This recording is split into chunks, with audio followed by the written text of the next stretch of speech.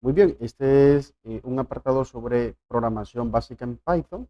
Se toma como base de que la persona que está viendo este video ya tiene un conocimiento sencillo, básico de algún lenguaje de programación y que en este pues solo se pretende mostrar las generalidades de Python con el objetivo de tener una base básica sobre este lenguaje de programación y posteriormente poderlo aplicar a lo que nos interesa, que es ecuaciones diferenciales numéricas, ¿no? Los procesos sobre ecuaciones diferenciales numéricas. Entonces, bueno, ¿qué es Python? Pues es un lenguaje de programación de alto nivel, es interpretado a diferencia de C++ que puede ser que es compilado y es de propósito general, es decir, que se utiliza para múltiples aplicaciones web, de escritorio, etc. Es conocido por su sintaxis clara y legible, lo que lo convierte en una excelente opción para principiantes y expertos, ¿no? Bueno, algunos conceptos básicos de Python, cualquier otro lenguaje, son los tipos de datos. Y pues bueno, en Python se mantiene algo muy simple, que ya no hay que estar escribiendo el tipo de dato que vamos a utilizar, simplemente escribimos el nombre de la variable y le asignamos el valor que queremos. Por ejemplo, la variable x le asigno el valor de 5, entonces Python automáticamente interpreta que esto es una variable del tipo entero. Si yo le agrego un valor decimal 3.14, pues Python interpreta que y es una variable flotante. Si yo entre comillas coloco una serie de caracteres, por ejemplo en este caso el nombre de Juan, Python entiende que este es un string o cadena de caracteres, o por el contrario, si yo hago una variable, el nombre de una variable y le asigno el valor de true o false, pues Python entiende de que esto es booleano. Así que es muy sencillo, simplemente nombre la variable y asigno el valor que quiero guardar y me olvido de estar indicándole el tipo de dato, el lenguaje ya lo infiere por nosotros. Luego están las operaciones básicas. Imaginemos que creamos dos variables, A y B, con el valor de 10 y 3 respectivamente. Pues para sumar dos variables no es nada más que utilizar el símbolo habitual, más, menos, multiplicación y división. Luego tenemos la operación especial que es la operación residuo o módulo, que es con el porcentaje. Posteriormente tenemos los operadores de comparación. Por ejemplo, si yo quiero comparar dos términos, por ejemplo, A es igual a B, pues en este ejemplo claramente nos dirá que no, que es falso. Si queremos saber si dos elementos son distintos, si queremos saber si uno es mayor que el otro, por ejemplo, A es mayor que B, o si queremos saber si A es menor que B, ustedes observan que esto es habitual en cualquier lenguaje, o si es mayor o igual, o si A es menor o igual, ¿no? Entonces esto es muy similar. Posteriormente tenemos los operadores lógicos que son tres, AND, OR y NOT. AND, recordemos que eh, nos sirve para decir o concatenar expresiones lógicas. Por ejemplo, yo quiero saber si A es mayor a B y B es menor a A. ¿Okay? Quiero saber eso. O si quisiera saber, por ejemplo, en este caso, toda esta expresión va a ser verdadera si ambas condiciones se cumplen, ¿verdad? Por ejemplo, si A es mayor a B y B es menor a A, pues entonces me va a indicar que es verdadero, como es en este caso. En el momento de que A sea igual a B, pues esto sería falso, porque ambas serían falsas, ambas opciones, ¿no?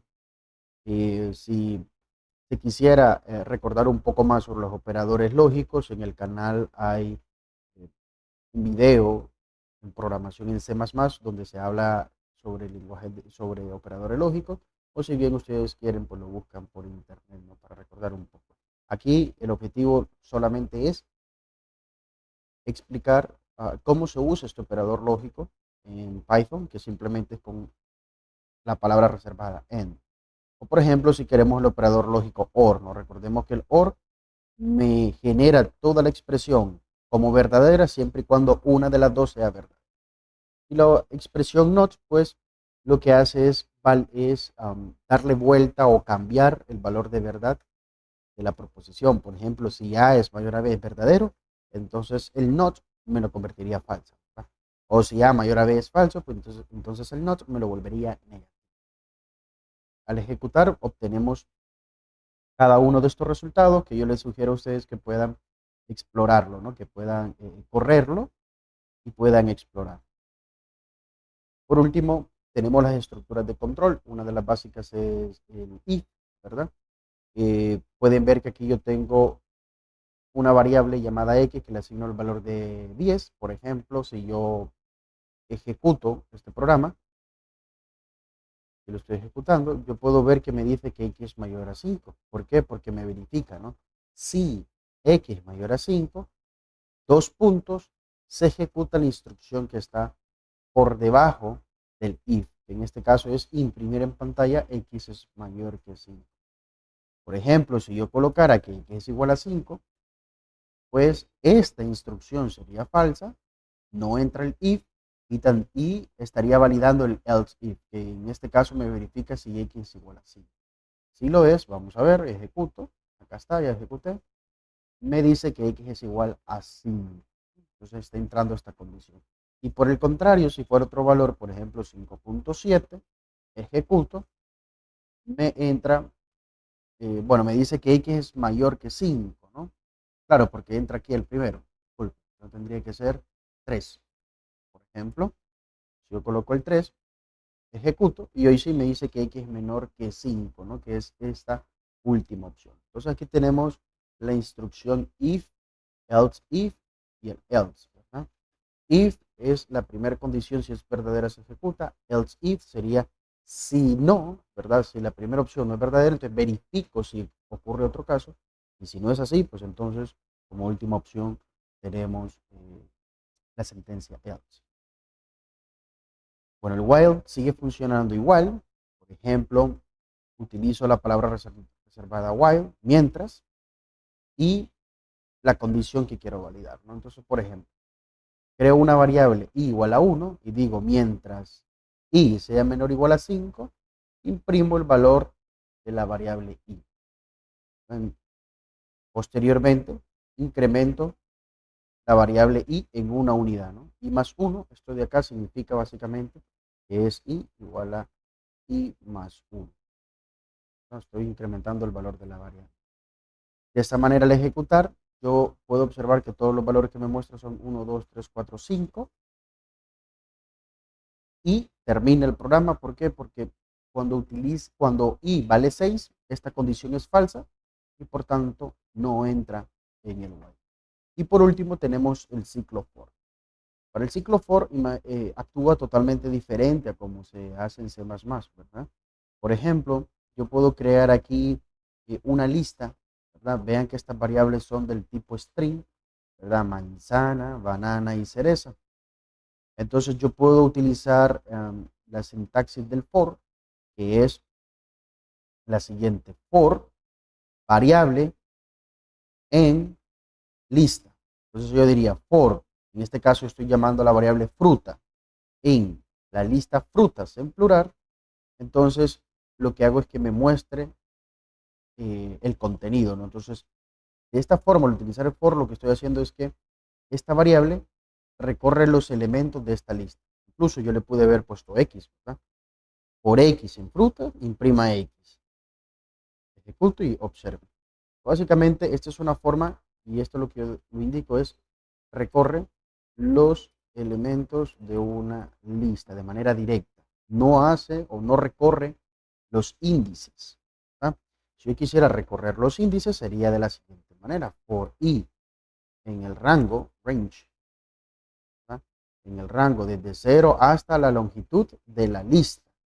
En este caso es frutas, así se llama, dos puntos, y entonces imprimo, print, el valor de lo que hay en frutas en la posición i, ¿verdad? Entonces va a ser exactamente lo mismo. De hecho voy a imprimir acá, eh, imprimir, imprimir mediante índice. Bueno, voy a hacer un salto de línea también. Salto de línea, está. Lo ejecutamos y ahí está. Entonces vean, hace exactamente lo mismo, pero de esta manera aquí estamos accediendo a los índices de la lista. ¿Okay? Accedemos a través de los índices de la lista y aquí accedemos a los elementos de la lista. ¿Cuál es la manera más común en Python para recorrer los elementos de una lista? Es esta. ¿verdad? Yo sé que en C++ puede ser esta, pero en Python es mucho más sencillo, mucho más claro. ¿Ok? Por último, dejo aquí algunos ejemplos aplicados para que lo puedan estudiar. Por ejemplo, cómo se suman números del 1 al 10. Aquí creo una variable llamada suma igual a 0, que es la que acumula, y luego hago un for que recorra desde el 1 hasta el 10, y lo que hago es simplemente acumular o sumar todos esos valores. Por último, fuera del for, imprimo sus valores respectivos. También esto mismo se puede hacer con un while, así que les pido que lo analicen y si tienen duda, pues realicen sus preguntas o dudas, ¿no? Por ejemplo, uno que puede ser interesante que es la siguiente. Yo aquí creo una cadena, un string, hola mundo, creo las vocales, ¿verdad? A, E, I, O, U en minúscula y también en mayúscula, A, E, I, O, U, y una variable contadora empezada en cero. Lo que voy a hacer es contar cuántas vocales tiene la cadena de texto. Entonces, ¿qué es lo que hago?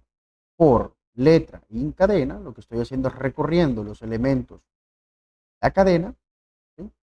Y verifico si en letra, la letra que estoy observando yo en cadena, por ejemplo, la primera letra que va a tomar es la H, me va a decir si la H está en las vocales, es decir, está aquí.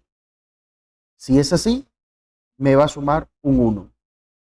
Entonces vean que al ejecutar me aparecen 4 vocales. Y Hola Mundo tiene 4 vocales. La O es una, la A es la segunda, la U es la tercera y la O es la cuarta. Son las 4. Y hay algunos ejercicios con los que pueden practicar. Vayan realizándolos poco a poco y si tienen dudas también pueden realizar preguntas y ahí lo discutimos. Por último y no menos importante, es que quizás se pueda pasar por alto un detalle muy sencillo. Y es que cuando utilizamos condicionales o estructuras o ciclos de repetición, vean que decimos la palabra reservada if, por ejemplo, la condición, y colocamos dos puntos. Luego, todo lo que esté por debajo, pero que esté con un espacio, o la palabra correcta es indentado, decimos que son las instrucciones que dependen del if. Entonces, por ejemplo, este print depende del if. Exactamente lo mismo con los ciclos de repetición. Vean que aquí yo tengo dos puntos y estas dos instrucciones tienen espacio. Quiere decir que hay un espacio, ¿eh? Quiere decir que estas dos instrucciones están dentro. Exactamente lo mismo con esto for y hagan la observación acá, ¿no? Por ejemplo, en este for, la única instrucción que está dentro del for es esta de aquí, suma más igual a i. El print no está dentro del for, sino que está fuera del for. Se ejecuta al finalizar el for, justamente porque empieza al mismo nivel, o dicho de otra manera, no tiene espacio, ¿verdad? Y esta sí tiene un espacio. Entonces la única que está dentro del for es esta. Bueno, eso sería básicamente todo. Es algo muy breve, muy rápido, que pueda ayudarnos a refrescar algunas características sobre esto. Si hay más dudas o preguntas, pues podemos irlas desarrollando a lo largo del curso de ecuaciones numéricas.